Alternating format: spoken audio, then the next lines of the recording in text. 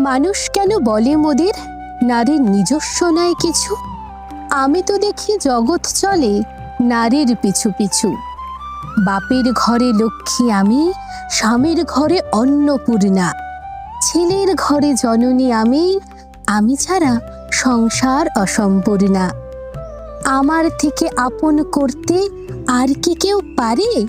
বাপের ঘরকে ছেড়ে এসেও পরকে বাঁধি ঘরে।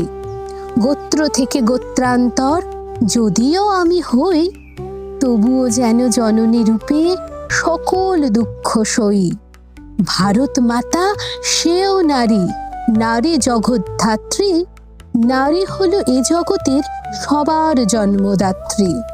পুরুষতান্ত্রিক সমাজ তাই পুরুষকে বড় করে। জেনে রেখো সেই পুরুষকেই নারী গর্ভে ধারণ করে।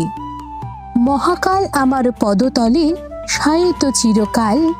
আমি ছাড়া এ জগৎ সংসার সবই হবে অচল।